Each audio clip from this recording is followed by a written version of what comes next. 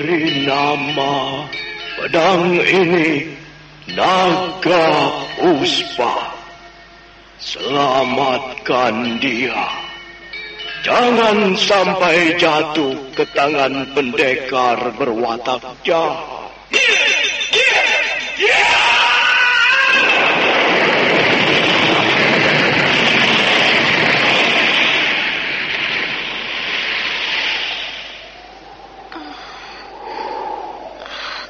Kakang Kamandanu, kau masih juga tidak percaya bahwa aku mencintaimu. Meisin, maafkan aku, Meisin. Meisin. Meisin!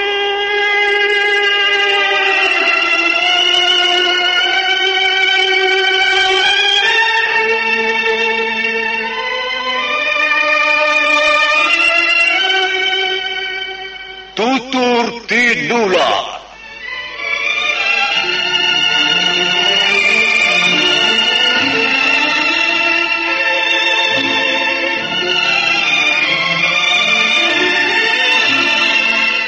Sebuah sandiwara radio serial, produksi Sanggar Cerita dan teater Sanggar Prativi. Sebuah kisah dengan latar belakang sejarah runtuhnya Singasari dan berdirinya Kerajaan Majapahit.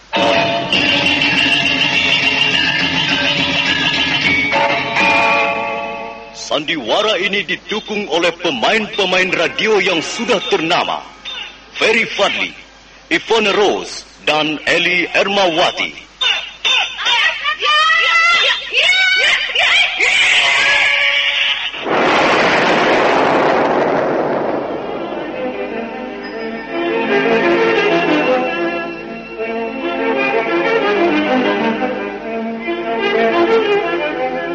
Naskah ditulis dan diolah oleh S. Tijab, hiasan musik dan sutradara C. Ispriyonoka.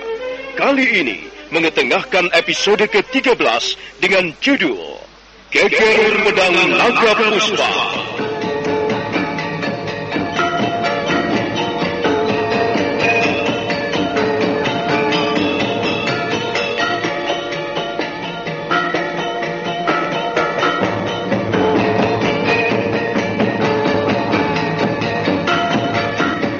Dalam seri ke-385 ini didukung oleh para pemain Lili Nur Indasari sebagai Luh Jinggan, Ferry Fadli sebagai Arya Kamandanu, Ivone Rose sebagai Sakawuni, dan Asdi Suhastra pembawa cerita. Selamat menikmati.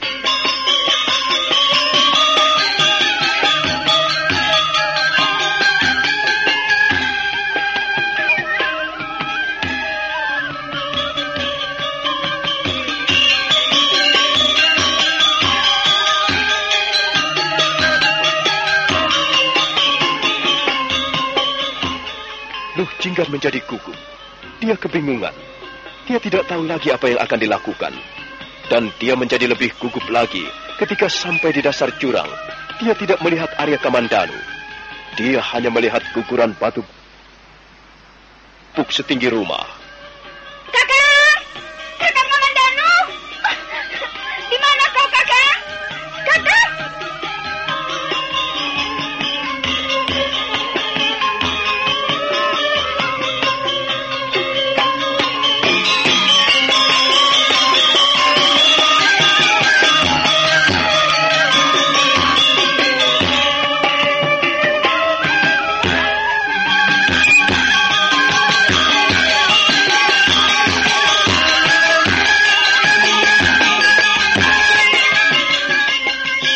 Kasihan gadis itu. Dia terus berlari-larian ke sana kemari dalam keadaan kebingungan. Dia berlari-lari sambil memanggil-manggil Arya Kamandanu, tapi tak satu suara pun menyaut. Hanya angin lembah sekali waktu bertiup menerpa dinding bukit. Tiba-tiba dia melihat sebongkah batu besar. Dia terkejut karena di bawah sebongkah batu besar itu dia juga melihat sebagian tubuh manusia. Dan ternyata memang dialah Arya Kamandanu. Kakak Kamandanu! Di mana kau, kakak?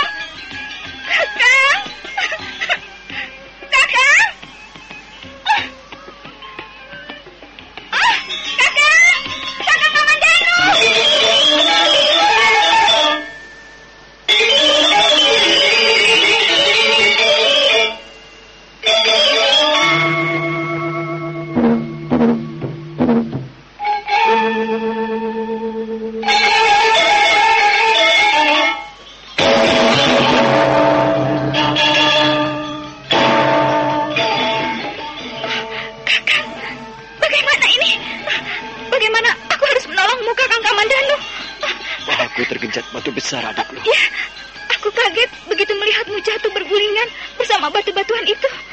Aku menjadi kebingungan, Kakang. Aku lalu berlari-lari menuju ke dasar jurang ini. Aku berlari-lari memutar ke arah sana. Semua ini karena salahku. Mengapa aku tidak mau menuruti perkataanmu? Sudahlah, tapi, aduh, bagaimana kau bisa keluar dari sebongkah batu itu? Batu itu sangat besar. Aku tidak mungkin membantumu untuk menggulingkannya. Aduh. Batu ini memang sangat besar. Mungkin besarnya melebihi 4 ekor kerbau ditumpuk menjadi satu. Apakah aku harus memanggil ayah? Mungkin ayah bisa menolongmu, Kakang. Tidak usah, adikku. Aku akan berusaha sendiri. Tenanglah.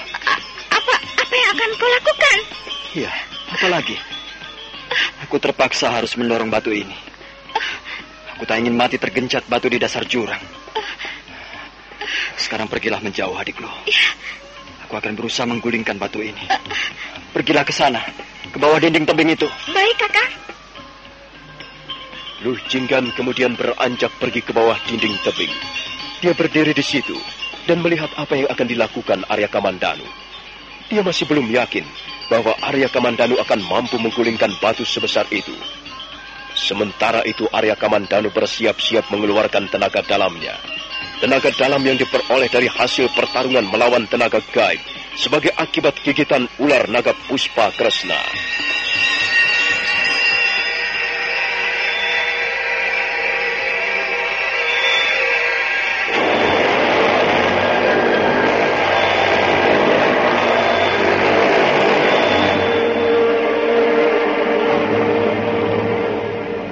Arya Kamandanu memejamkan kedua belah matanya. Dia berusaha untuk memusatkan pikirannya. Dia berusaha untuk mengerahkan daya ciptanya. Keringat mulai menitik di dahinya. Dan tiba-tiba dia merasakan ada sesuatu yang bergejolak di dalam aliran darahnya. Dan dia semakin bergolak dan menggelora. Namun Arya Kamandanu mampu mengendalikan sesuatu itu dengan sebaik-baiknya. Dia masih berada di atas kesadarannya. Dan Arya Kamandanu mulai mengerahkan tenaga dalamnya untuk mendorong batu besar yang menghimpit tubuhnya.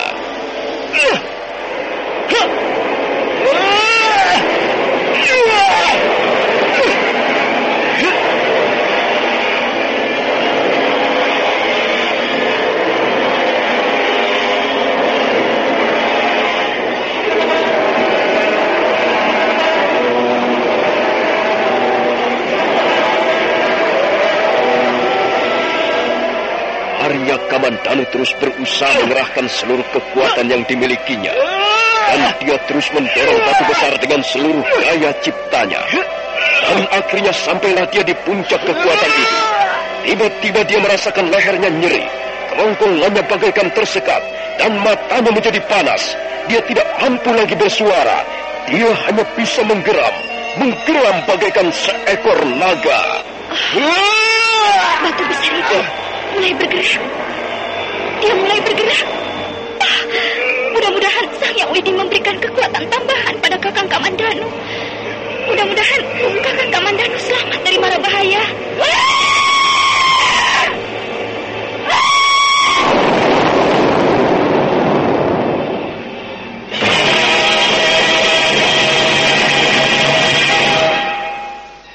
Sebongkah batu besar itu pun akhirnya mampu digulingkan. Dan Arya Kamandanu keluar dari sela-sela batu yang lain. Dia heran. Begitu daya ciptanya mengendor, dia tidak lagi merasakan sakit pada lehernya. Matanya pun tidak lagi menjadi panas. Dan kerongkongannya menjadi lega. Luh Jinggan segera berlari-lari mendekatinya. Kakak, syukurlah akhirnya kau selamat. Sang Hyang Widi masih melindungiku, adik. Tanpa perlindungan dari Yang Maha Kuasa, aku tidak mungkin bisa keluar dari batu besar yang menggenjat tubuhku. Kau perkasa sekali, Kakak. Tenagamu besar sekali. Tenagamu luar biasa. Seperti tenaga 10 ekor gajah. Tapi aku tadi mendengar kau meraung-raung aneh. Aku menjadi takut, Kakak. Aku takut pengaruh kekuatan gaib itu kembali mencengkram dirimu. Tidak, adikku. Aku sudah bisa mengendalikan pengaruh itu.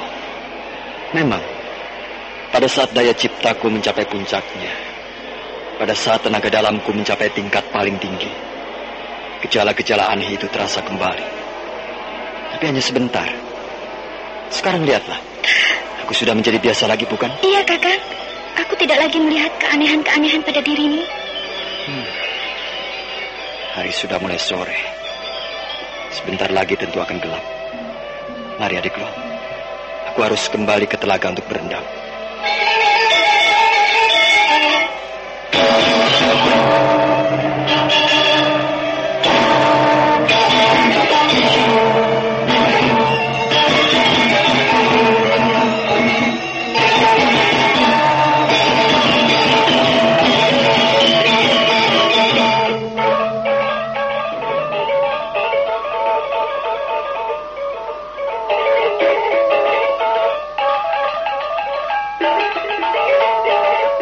Matahari telah tenggelam ke mulut Cakrawala ketika Arya Kamandanu kembali turun ke telaga Garunggang. Dia kembali berendam di air telaga sambil mengucapkan mantra-mantra, doa-doa, ataupun pujian kepada Yang Maha Kuasa. Setiap kali berendam, Arya Kamandanu merasakan ketentraman yang luar biasa, seolah-olah dia mencelupkan sukmanya dalam kekosongan abadi. Seolah-olah dia sedang berenang-renang mengarungi kehampaan yang maha suci. Dia masuk dalam alam awang wu, alam tiada batas, alam kedamaian kekal. Maka demikianlah, telah 7 malam lamanya Arya Kamandanu berendam di telaga Garunggang. Air telaga yang hangat karena mengandung uap belerang membuat luka-lukanya cepat mengering. Dan sebagian di antara luka-luka akibat bisul-bisul merah yang mulai pecah ternyata tidak menampakkan bekas sedikitpun.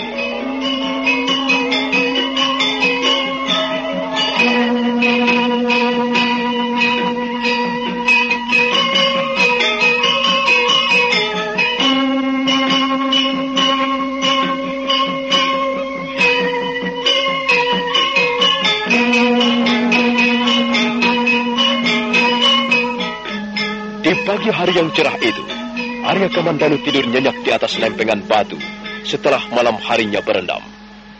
Luh Jinggan menyelimuti tubuhnya dengan selendangnya. Setelah sejenak memandang wajah Arya Kamandanu yang nampak tidur tentram, Luh Jinggan berjalan-jalan di tepi telaga. Mendadak Jamantara datang menghampirinya.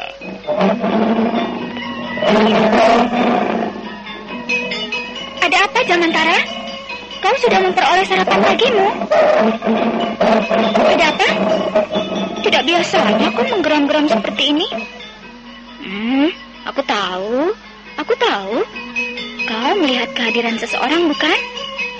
Nah, kita harus berhati-hati. Jangan-jangan orang itu bermaksud jahat kepada kita. Hei, di mana kau melihatnya, Jamantara? Baiklah. Mari kita lihat. Duduklah, Jamantara.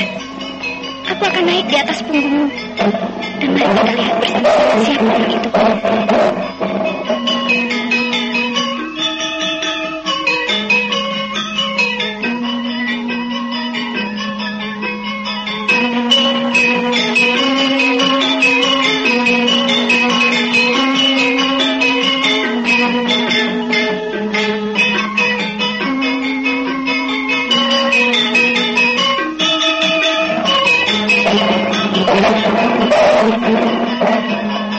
Diam, Jamantara.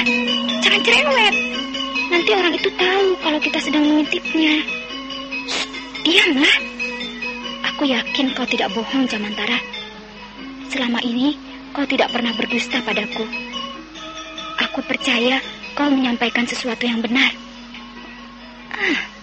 Sepertinya aku mendengar suara derap kuda di kejauhan sana.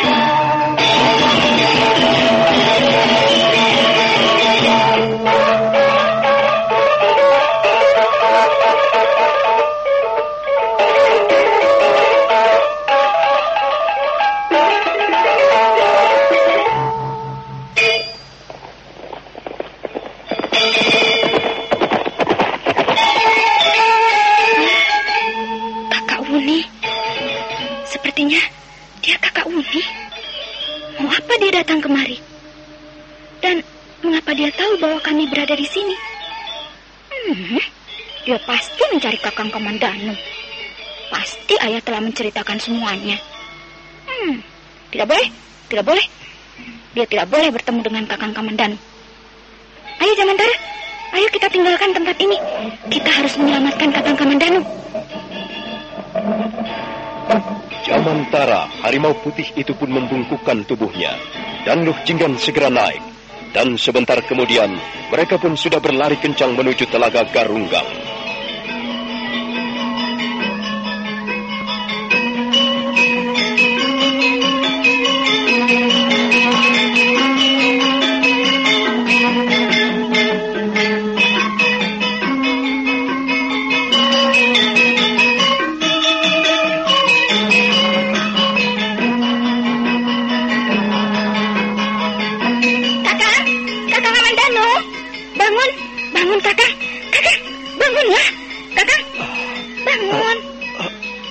Ada apa, adik lo? Ada apa? Mengapa kau membangunkan aku? Maafkan, Kakang. Aku terpaksa membangunkanmu. Kau harus segera bersembunyi. Kita harus segera bersembunyi. Mengapa kita harus bersembunyi? Sudahlah, jangan banyak bertanya. Ayolah. Ayolah, ikut aku. Aku tahu tempat persembunyian yang aman. Ayo, Kakang, cepat. Ada apa denganmu, adik lo? Ada apa ini? Cepat, Kakang. Kau harus segera bersembunyi. Aku akan menyembunyikanmu di tempat yang aman. Cepat, ayo, Kakang.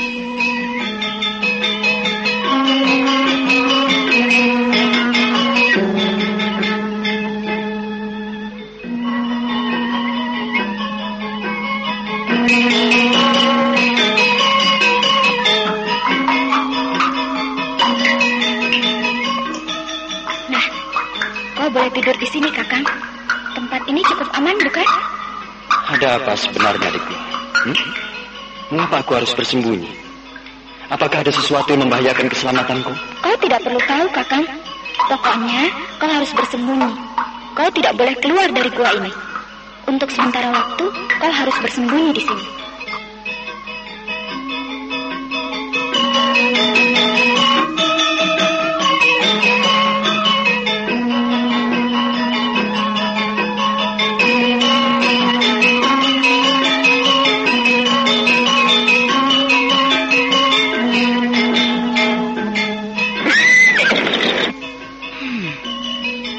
Aku tersesat jalan.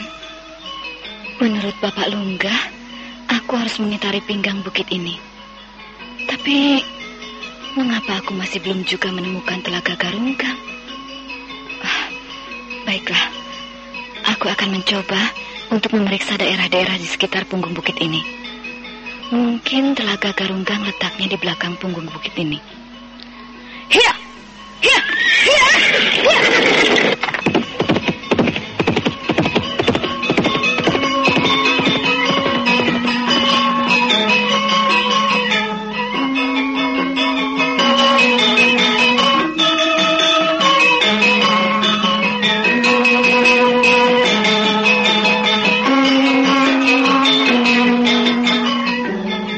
Penunggang kuda itu yang ternyata memang Sakawuni segera memacu kudanya mengitari pinggang bukit Garunggang. Sakawuni mengarahkan kudanya ke belakang punggung bukit. Dan begitu dia tiba di atas sebuah tebing yang cukup tinggi, dia segera bisa melihat sebuah telaga yang terbentang luas. Sakawuni segera memacu kudanya menuju ke tepi Telaga Garunggang. Hiya! Hiya! Hiya!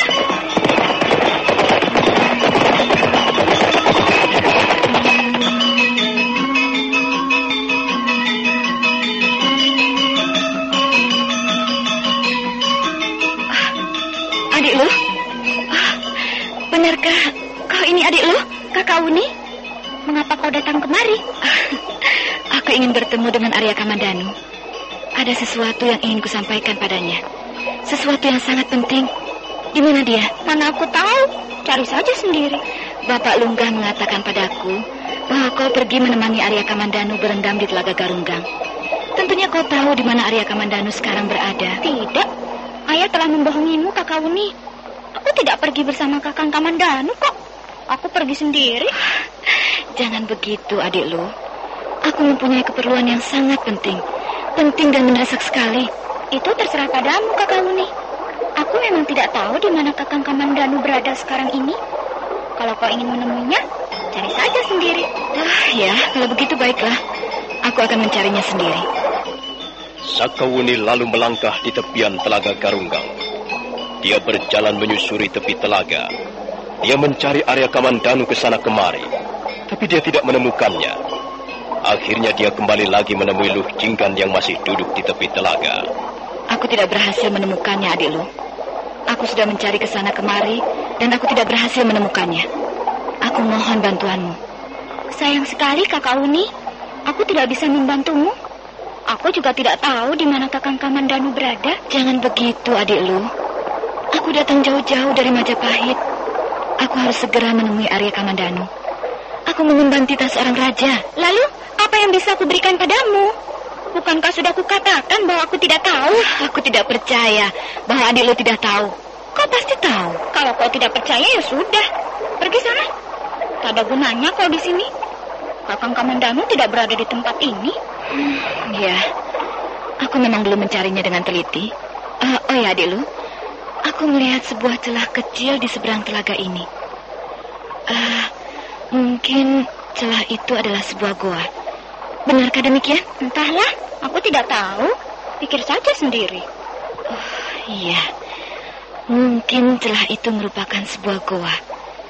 Siapa tahu Arya Kamandanu bersembunyi di sana. Jangan pergi ke sana.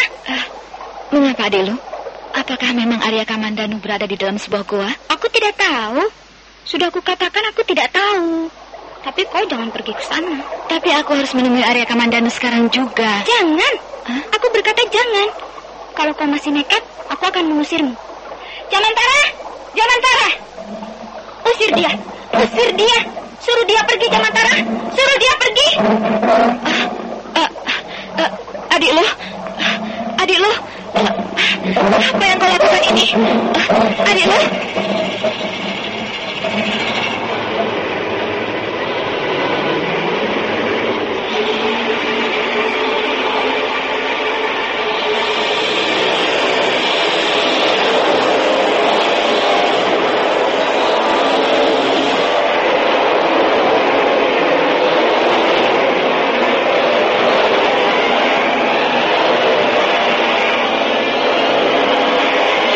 Sakawuni terkejut. Harimau putih itu terus menggeram-geram sambil bersiap untuk menyerang. Akhirnya Sakawuni terpaksa membuat kuda-kuda. Nah, saudara pendengar, bagaimanakah kisah selanjutnya? Apa yang akan dialami Sakawuni? Dan bagaimana pula dengan Arya Kamandanu? Saudara pendengar, silakan menunggu seri berikutnya. Sampai jumpa.